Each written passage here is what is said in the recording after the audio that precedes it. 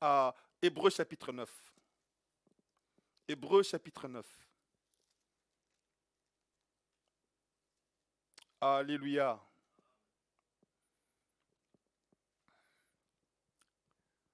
Seul le souverain sacrificateur y rentrait une fois par an. Comme je vous ai dit, avec ses épaulettes où il y avait les 12 tribus, les pierres qui représentaient les 12 tribus, dont les fardeaux du peuple qu'il présentait à Dieu. Il venait avec le sang pour ses propres péchés, pour les péchés du peuple, et Dieu pardonnait. Il arrivait devant, dans le lieu très saint, où se trouve l'arche de l'alliance, dans le couvercle qui s'appelle le propitiatoire. Et sur le couvercle, il y avait ces chérubins qui attendaient ce sang. Mais Dieu n'était pas satisfait, parce que le sang des animaux ne pouvait pas sauver le peuple de Dieu. Le sang de l'animal ne peut pas sauver un homme. Et les chérubins étaient là, en attente du vrai sang, du sang de celui qui est saint. Et ce jour-là est arrivé. Nous allons lire toujours dans le chapitre 9, Hébreux chapitre 9, à partir du verset 11. Donc je souligne le verset 8 nous dit ceci. Je souligne le verset 7 et 8, chapitre 9, verset 7 et 8. Et dans la seconde, le souverain sacrificateur seul rentrait une fois par an, non sans y apporter du sang qu'il offre pour lui-même et pour le péché du peuple. Il apportait le sang pour ses propres péchés et pour le péché du peuple. Il implorait le pardon pour ses péchés ou pour les péchés du peuple, parce que c'était aussi un humain. Verset 8. Le Saint-Esprit montrait par là que le chemin du lieu très saint n'était pas encore ouvert. Le chemin du lieu très saint, où se trouvait la présence de Dieu, où Dieu est favorable et propice, n'était pas encore ouvert. Et mais comment ce chemin a été ouvert? Nous sommes toujours au chapitre 9, verset 11. Mais Christ est venu comme souverain sacrificateur des biens à venir. Il a traversé le tabernacle plus grand et plus parfait, qui n'est pas construit de main d'homme, c'est-à-dire qui n'est pas de cette création. Il est entré une fois pour toutes dans le lieu très saint, non avec le sang des boucs, des veaux, mais avec son propre sang, ayant obtenu une rédemption éternelle. Alléluia, alléluia. Le vrai souverain sacrificateur est venu une fois pour toutes. Les autres venaient chaque année, ils mouraient, on les remplaçait. Ils venaient avec le sang pour leurs propres péchés, parce que c'était des pécheurs. Mais Jésus n'a pas traversé le tabernacle de Moïse. Écoutez-moi bien. Parce qu'aujourd'hui, il y a des gens qui prêchent que quand Jésus-Christ est mort à la croix, le sang, l'arche, parce qu'on ne sait pas où se trouve l'arche, que l'arche se trouve à Gethsémané, plutôt à Golgotha. On dit que l'arche se trouve à Golgotha. Et quand Jésus-Christ est mort, le sang a coulé, est entré dans la terre jusque là où se trouvait l'arche. Non, non, non. Il n'a pas traversé le tabernacle fait de main d'homme. Il n'a pas traversé la copie. Il a traversé le tabernacle qui est au ciel. Alléluia. Le tabernacle qui est au ciel. C'est là qu'il a présenté son propre sang. Son propre sang. Je vais ouvrir une parenthèse. Il y a un serviteur de Dieu qui travaille beaucoup dans l'eschatologie, donc qui parle beaucoup sur l'Apocalypse, qui a parlé, qui a dit, et je l'ai suivi, il dit, voilà, quand Jésus-Christ est ressuscité, dans Jean chapitre 20, Marie de Magdala a voulu le toucher, il a dit, non, ne me touche pas, je ne suis pas encore monté vers mon Père. Mais va dire à mes frères que je monte vers mon Père, vers votre Père. Il n'a pas voulu qu'on le touche parce qu'il n'était pas encore monté vers son Père. Quelques jours après, un dimanche, il s'est révélé aux apôtres. Il y en avait un qui n'était pas là, c'était Thomas qui n'était pas là. Il s'est présenté, Thomas était absent. Et quand Thomas est venu, les autres lui ont dit, voilà, le Seigneur est ressuscité, il nous est apparu. Ils ont dit, non, c'est pas vrai. Il a dit, non, c'est pas vrai. Si je ne mets pas mes doigts dans ses blessures, je ne croirais pas que c'est lui. Une semaine plus tard, c'était aussi un dimanche, premier jour de la semaine, Thomas était là et Jésus est apparu. Et il a dit, Thomas, viens, vois mes mains, mets tes doigts dans mes blessures. Et Thomas, honteux, a dit, Seigneur, je crois que tu es ressuscité. À Marie-Magdeleine, il avait refusé parce qu'il n'était pas encore monté vers le Père. Mais à Thomas, il a dit, viens, touche-moi. Alors, c'est le serviteur de Dieu qui dit, il s'appelle Mario Massicotte, il dit, voilà, Jésus n'a pas voulu que Marie-Madeleine puisse le toucher parce qu'il n'était pas encore monté. Mais il a accepté que Thomas le touche parce que là, il est déjà monté. Il a traversé le tabernacle qui est au ciel, qu'on avait montré à Moïse. Il avait déjà présenté le sang. Alors il a dit, maintenant vous pouvez m'y toucher. Je ferme cette parenthèse. Alléluia. Alléluia. Dieu nous éclairera sur ça. Ce qui est vrai, c'est qu'il n'a pas traversé le tabernacle de Moïse. Parce qu'il est écrit ici. Il est venu comme souverain sacrificateur des biens à venir. Il a traversé le tabernacle plus grand que celui de Moïse. Plus parfait. Alléluia. Et qui n'a pas été conçu de main d'homme.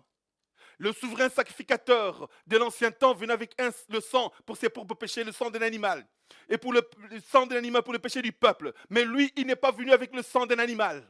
Il est venu avec le vrai sang, le sang de la nouvelle alliance, le sang de Jésus-Christ de Nazareth, le sang de celui qui est saint, qui est le seul et digne d'ouvrir le livre de vie, le seul qui est digne de recevoir nos louanges, notre adoration, parce qu'il est saint, il est saint, il est saint. Et c'est le sang que les chérubins attendaient. Ils avaient les yeux plongés sur le tabernacle, sur l'arche de l'alliance. Ils attendaient ce sang-là. Et quand ce sang a coulé là au ciel, a coulé dans le lieu très saint, et bien ce qui s'est passé, le voile s'est déchiré. Le voile qui séparait le lieu saint du lieu très saint est déchiré. Ça veut dire qu'aujourd'hui, l'accès est libre. Nous avons libre accès au lieu très saint, à la chambre secrète. Alléluia. Alléluia. Alléluia. Le voile s'est déchiré. Nous le lisons dans Luc chapitre 23, verset 45. Luc 23, 45. Luc chapitre 23, je commence par le verset 44. Luc chapitre 23, verset 44-45. Je lis au nom de Jésus. Il était déjà environ la 6e heure, c'est-à-dire midi. Il y eut des ténèbres sur toute la terre jusqu'à la 9e heure, ça veut dire 15 heures. Le soleil s'obscurcit et le voile du temple se déchira par le milieu. Jésus s'écria d'une voix forte, « Père, je remets mon esprit entre ta main. » En disant ces paroles, il expira. Alléluia. Le soleil, verset 45, s'obscurcit et le voile du temple se déchira par le milieu parce que le sang avait coulé dans le lieu très saint. Le sang que les chérubins attendaient, le sang de la nouvelle alliance avait coulé. Alléluia. Et le voile du lieu terrestre s'est fendu, s'est déchiré. Alléluia. Et Matthieu nous dit encore, Matthieu 27, 51 nous dit ceci, il précise encore, Matthieu 27, 51 nous dit ceci. Matthieu chapitre 27, verset 51.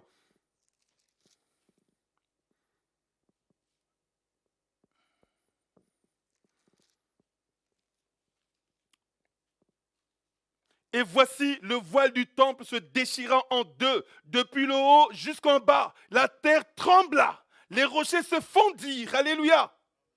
Il continue de dire, les sépulcres s'ouvrirent et plusieurs corps des saints qui étaient morts ressuscitèrent. Parce que le sang, le vrai sang, est tombé dans le lieu très saint. Le travail des chérubins était fini. Et Jésus venait d'accomplir pour nous la rédemption éternelle, le rachat éternel. Nous avons maintenant accès à la vie éternelle. Nous avons maintenant accès librement au lieu très saint. Plus besoin de nous mettre le corde pour nous empêcher d'y aller. Il n'y a plus de voile pour nous empêcher d'aller dans le lieu très saint. Le voile a été déchiré. Alléluia. C'est pourquoi j'ai intitulé ce message « Entre dans la chambre secrète ». La chambre secrète est ouverte maintenant. Comment tu vas y entrer? Alors Matthieu chapitre 6, verset 6. Nous connaissons tous ces versets. Matthieu chapitre 6, verset 6. Alléluia. Plus besoin d'aller dans le lieu très saint de ce temple-là de Moïse. Matthieu chapitre 6, verset 6. Je lis au nom de Jésus. Mais quand tu pries, entre dans ta chambre, ferme ta porte et prie ton Père qui est là dans le lieu secret. Et ton Père qui voit dans le secret te le rendra. Alléluia.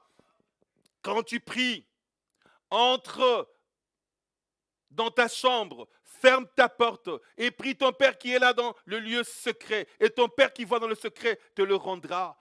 Quand on parle de la chambre, ce n'est pas vraiment notre chambre où nous dormons. Oui, tu peux prier dans ta chambre. C'est tout. Ça veut dire, cherche l'intimité avec le Père. Jésus-Christ, il priait où? Il avait l'habitude d'aller prier à la montagne. Le matin à l'ombre, alors qu'il faisait encore sombre, à l'aube, il sortait de la maison pour aller prier. Vous pouvez lire dans Marc chapitre 1, verset 35. Il priait à la montagne. Le jour où on est venu l'arrêter, il était à la montagne. Et souvent, il se mettait à l'écart de ses disciples pour prier. Ici, il s'agit de l'intimité avec Dieu. Tu peux choisir un parc, par exemple. Tu t'isoles pour parler à ton Dieu. Ou dans le bois, la forêt, ou dans ta chambre, tu fermes ta chambre. Tu es seul dans la maison, tu peux t'isoler. Dans le salon, tu le fais. Moi, il y a des gens qui prient dans la salle de bain parce qu'on n'est pas déranger les autres. C'est l'intimité avec Dieu. Alléluia. L'intimité de ton cœur. Et on va le voir. Quand tu pries, entre dans ta chambre. Ferme ta porte. Première chose, entre dans ta chambre. Ça veut dire, là, j'arrête tout, je vais chercher mon Dieu. Alléluia. Et quand tu y rentres, ferme la porte. C'est le secret. Ce que j'ai à dire ne concerne pas les autres. Je n'ai pas besoin que les autres m'entendent. Je veux que lui et lui seul m'entendent. Alléluia. Le souverain sacrificateur dans le lieu très saint, quand il parlait, le peuple était dehors. C'est Dieu seul qui l'écoutait. Alors quand tu rentres dans le lieu secret, dans le lieu saint, dans la chambre secrète, tu y es là pour que Dieu seul t'entende. Tu n'as pas besoin que les autres t'entendent. Parce qu'ils t'entendent, ils ne vont rien faire pour toi. Mais tu es devant celui qui y a la vie entre ses mains, qui élève, qui abaisse, qui donne, qui reprend, celui devant qui l'impossible n'existe pas. Alléluia.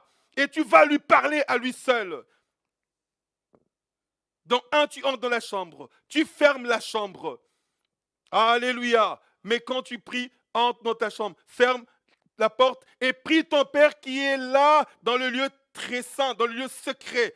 Prie ton Père qui est là. Donc quand tu vas fermer la porte, tu as cette assurance que ton Père est là. Alléluia. Tu fermes la porte avec cette assurance. Prie ton Père qui est où? Il n'est pas ailleurs, mais il est là, dans le secret. Alléluia. Ce que tu ne peux dire à personne, ce que tu ne peux pas dire à ton épouse, tu ne peux pas dire à ton mari, tu ne peux pas dire à tes enfants, à tes parents, à ton pasteur, à tes frères et sœurs en Christ, ni au président de la République.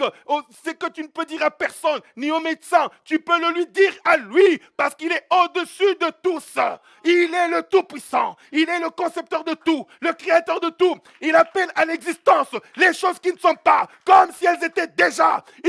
Il fait disparaître les maladies. Alléluia. Il ne guérit pas seulement, mais il les fait disparaître. Il ressuscite les morts. Il nous transforme en de nouvelles créatures. Tu rentres dans sa présence, dans le lieu saint, dans le lieu saint, saint de ton cœur. Alléluia. Tu lui parles et il donne cette assurance. Prie ton Père qui est là dans le lieu secret, et ton Père qui voit dans le secret te le rendra. Alléluia. Il voit dans le secret, il voit la profondeur de ton âme, même ce que tu n'exprimes pas. Le Père, lui, il le voit, il l'entend. Romains nous dit ceci, nous ne savons pas ce qu'il nous faut demander, mais l'Esprit intercède pour nous par des soupirs inexprimables. Romains chapitre 8, versets 26 à 27. Il y a des choses que tu ne peux même pas exprimer. Ton cœur est en train de pleurer au-dedans de toi. Et Dieu connaît les besoins de ton cœur parce qu'il sonde les cœurs et les reins. Et là, il répond à cette prière. Il te répond. Et quand il donne sa réponse, tu as la paix intérieure. La paix que le monde ne peut pas donner. Alléluia. Il sonde les cœurs et les reins. Dit Jérémie chapitre 17, verset 10. Et nous ne savons pas toujours tout ce qu'il nous faut demander. Dieu connaît nos besoins plus que nous-mêmes. Alors quand tu es là, tu ne peux même plus parler. Le Saint-Esprit intercède pour toi par des soupirs inexprimables. Parce que la langue ne peut plus parler. Le Saint-Esprit intercède. Le cœur parle au Maître. Le cœur parle au Père. Et le Père répond au Fils, répond à la fille. Et la réponse du Père, c'est je t'aime. C'est l'amour. Je veux te bien. Je veux ton bien. Ton bien. Alléluia. Je veux ton bonheur. Et il dit, le Père qui voit dans le secret te le rendra. Ça veut dire qu'il t'exaucera. Alléluia. Hébreux chapitre 11, verset 6 nous dit, il est le rémunérateur de ceux qui le cherchent. Le rémunérateur, ça veut dire celui qui rétribue ceux qui le cherchent. Qui paye le salaire à ceux qui le cherchent. Qui répond aux prières de ceux qui le cherchent. Il y a dans la Bible, Jean chapitre 11, 2 femmes qui avaient perdu leur frère et qui avaient envoyé une délégation pour parler à Jésus. Et quand Jésus est venu, cet homme a été enterré depuis 4 jours. Mais ils ont touché le cœur du Seigneur qui a même pleuré parce qu'il a rencontré leur douleur. Il n'a pas pleuré pour la mort de Lazare. Il a pleuré quand il a senti la douleur de ces femmes-là. Alléluia, il a senti leur douleur, il a pleuré, il dit, où est-il? Et là il est allé